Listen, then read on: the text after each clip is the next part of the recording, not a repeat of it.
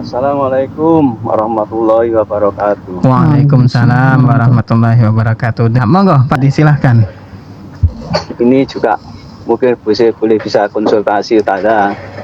Monggo. Ini tema ini ada kaitannya dengan saya. Yaitu saya sudah punya istri ya, istri saya sudah meninggal dunia ketika pada waktu COVID ya. Jadi selama 5 tahun saya itu masih pembujang. Nah, pikir-pikir juga nggak enak ya, karena tadi masalah apa itu maksiat dan yang lain sebagainya. Tapi karena ada masalah, karena saya juga punya anak yang tanggungan saya, yaitu anak ABK, anak kebutuhan khusus. Jadi saya juga nggak enak apa itu dengan apa itu misalkan mau beristri lagi. Kemudian saya apa itu meminang orang juga, namun ya anak itu kadang-kadang belum tentu setuju, ya itu. Ketika pada waktu taruh, saya ajak semua anak saya, anak dia juga saya ajak. Sudah di perjalanan, sudah saya langsung nikah, sudah. Nah, setelah itu ya kan namanya apa? Kita itu ada tuh tasakuran ya. Kayak anak sama adik, nggak mau datang katanya malu. Saya sama istri ya enggak apa-apa, digelar pihak keluarga enggak bermasalah. Nah, karena saya juga punya rumah, dia punya rumah, akhirnya saya punya apa itu tinggalnya banyak di rumah istri saya.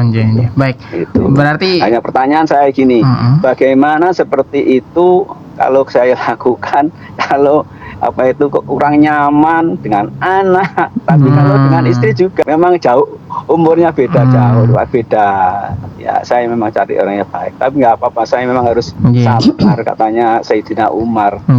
Baik, biar dijawab dulu Pak Sul ya. Terima kasih. Assalamualaikum warahmatullahi wabarakatuh. Waalaikumsalam warahmatullahi wabarakatuh. Silakan. Yang pertama kita menyampaikan doa untuk pernikahan Pak Sul ya. Semoga Allah berkahi pernikahan beliau sehingga pernikahan itu menjadi kebaikan, menambah kebaikan yang ada, menambah kenikmatan yang ada ya. Jadi kalau berkah itu masih melekat pada sesuatu, itu akan menambah kebaikan yang ada ya. Kalau berkah ya. Kalau berkah. Kalau nggak berkah itu, jadi pernikahan itu yang baik itu bukan dilihat dari panjang pendeknya, bukan juga dari sisi tua mudanya dilakukannya gitu ya. Kayak berjodohnya orang tuanya Imam Syafi'i, bapak ibunya itu kan beliau meninggal ketika bayi ya. Jadi masih bayi sudah meninggal. Artinya berjodohnya itu kan berarti hanya berapa tahun, sebentar saja.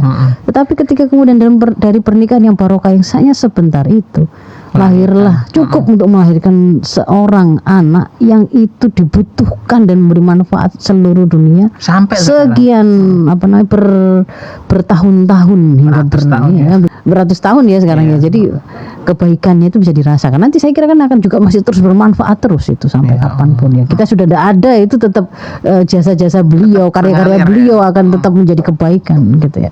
Nah, jadi keberkahan yang kita doakan. Dan keberkahan itu kalau di Quran itu walau anna ahlal qura amanu wattaqu la fatahna 'alaihim barakatim minas samai wal ard ya. Kalau saja sekiranya satu penduduk itu beriman dan bertakwa, niscaya dijanjikan oleh Allah, aku akan bukakan keberkahan itu dari pintu keberkahan itu dari langit dan bumi. Nah, dilekatkan keberkahan yang akan dicurahkan oleh Allah itu kalau kita itu beriman dan bertakwa. Kalau itu negeri, itu kalau penduduk negerinya beriman dan bertakwa, ngatur urusan negeri itu dengan keimanan dan ketakwaan. Iman itu berarti atas dasar akidah kita kepada Allah ya, yakin kita akan keberadaan Allah, sampai mengantarkan kita itu ngerti bahwa hidup ini harus diatur dengan aturan Allah, lalu kemudian mengatur seluruh aspek kehidupan persoalan-persoalan negeri itu dengan aturan Allah. Maka disitulah akan ada keberkahan. Kalau pernikahan juga sama, mengawali menikah tadi itu bagus, tadi sudah nikahnya juga karena Allah, karena tadi kan menghindari perzinahan, menghindari maksiat, menginginkan menjaga kehormatan, lalu bagaimana caranya beliau nurut apa kata Allah, apa kata Rasul, yaitu dengan syariat pernikahan. Kan beliau kemudian meminang, kan begitu kan. Itu kan menunjukkan ada akidah yang dijadikan sebagai sandaran atau keimanan, dan juga kemudian syariat atau ketakwaan. Nah, cuman persoalannya kan ketakwaan atau syariat ini itu kan pada banyak seterusnya gitu. Namanya kapal ini tadi, kilometer pertama, kilometer kedua, kilometer ketiga akan ketemu dengan banyak macam, dan itu tetap harus selalu dalam koridor tuntunan syariat. Nah, di situ dulu yang kemudian membutuhkan keistiqomahan, membutuhkan kesabaran, membutuhkan pengorbanan, membutuhkan upgrade ilmu lagi, ya, dan seterusnya. Semoga dimudahkan dalam semua proses itu. Nah, terus kemudian yang tadi kedua, beliau tadi kan kemudian ada mengatakan bahwa ada ketidaknyamanan dalam pernikahan, ketika pernikahan. Jadi memang nggak hanya pernikahan yang kedua seperti ini yang sudah punya anak atau sudah punya pengalaman menikah sebelumnya. Pernikahan yang pertama kali pun itu sebenarnya juga tidak hanya sekedar menikahnya dua orang, ya, tetapi di situ kan akan membuat dua keluarga yang sebelumnya itu tidak ada hubungan sekarang itu menjadi terkoneksi karena adanya pernikahan itu. Nah, sehingga di situ memang di antara kema'rufan yang harus diikhtiarkan adalah menyiapkan juga orang-orang yang ada urusannya atau ada hubungannya dan pernikahan itu. Kalau yang sudah punya anak ya berarti mempersiapkan anak-anaknya. Kalau yang sudah punya istri sebelumnya, kalau kemudian nambah istri atau amanah baru dan anak-anak baru, berarti dia harus juga menyiapkan anak-anaknya dia, ya. Kalau yang bapaknya ibunya juga menyiapkan anak-anaknya, kedua-duanya menyiapkan anaknya, keluarganya. Karena itu adalah bentuk kema'rufan, gitu, sesuatu yang diperintahkan. Nah, jadi sebenarnya yang dibutuhkan oleh Bapak tadi, saya kira beliau juga sudah tahu, saya yakin. Itu tadi kita doakan dan kita kuatkan saja untuk kemudian kalau ketemu dengan kesulitan, bersabarlah dengan berupaya untuk tetap memegang tuntunan Islam, ya.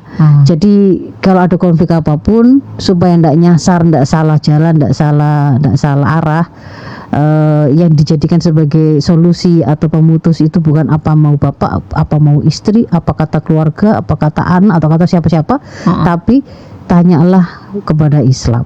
Begitu, tanya kepada Islam. Masalah di situ itu ada rasa yang berbeda. Rasa itu rasa yang berbeda itu, Mas Isa.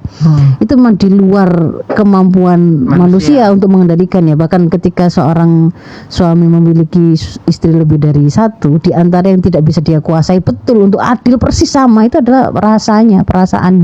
Tetapi kalau perasaan tadi itu tidak kemudian menjadi sesuatu yang mendominasi dan malah mengendalikan amal zahirnya, ya, dia tetap berusaha tetap adil, gitu, ya. Kalau kemudian dengan dengan istri pertama itu dia memberi nafkah sesuai dengan kebutuhannya, dan istri kedua juga kan begitu kan, ya, waktu jatahnya juga begitu dan seterusnya. Jadi sesuatu yang bisa diikhtiarkan akhirnya untuk adil ya dilakukan. Tapi kalau masalah rasa di situ kemudian sama dengan orang tua punya anak banyak gitu loh. Apakah sama persis perasaan anak dengan anak pertama, kedua, ketiga? Meskipun kalau ditanya sayang semua. Tapi ada kalanya itu terus kapasitas dengan anak yang ini tuh beliau lebih senang kalau ditemani sama anak ini kalau lagi sakit. Tapi kan bukan dengan yang ini. Itu masalah perasaan yang memang manusiawi begitu, tidak bisa. Tapi tidak boleh kemudian sampai mengantarkan pada terjadinya kezaliman. Maka di situ letakkan kalau misalnya konfliknya itu persoalan antara harta yang masing-masing sudah punya, kan juga jelas juga dalam misal penjelasannya. Istri sudah punya harta sendiri, bapak punya harta yang itu menjadi milik bapak, tapi ada juga kewajiban memberi nafkah. Nah, kalau yang kemudian menjadi tanggungan Anda itu adalah istri dan anak Anda, kan gitu. Kalau kemudian anak-anaknya istri itu sebenarnya itu adalah kalau dia pernah bercerai, gitu, ya. Kalau dia bercerai itu sebenarnya masih, kalau di perempuan, anak-anak perempuan itu masih menjadi tanggungannya orang ayahnya yang masih hidup tadi. Sebenarnya itu seperti itu. Kalau misalkan dia itu tidak punya tadi meninggal misalkan suaminya yang dari yang janda tadi, juga ada mekanisme perwalian itu ke siapa, itu jelas semua.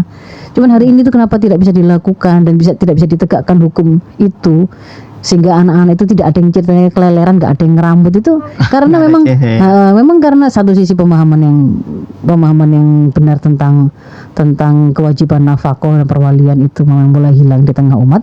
Yang kedua memang hukum itu tidak ditegakkan, sehingga orang kalau misalkan ada ibu-ibu yang diabaikan oleh suaminya kan bahkan dia tidak bisa laporan gitu ke negara gitu, itu bahkan dianggap sebagai persoalan privasi, keluarganya malah gak ikut-ikut. Padahal di situ ada sebenarnya tanggung jawab yang diatur secara lengkap itu dalam Islam. Sama,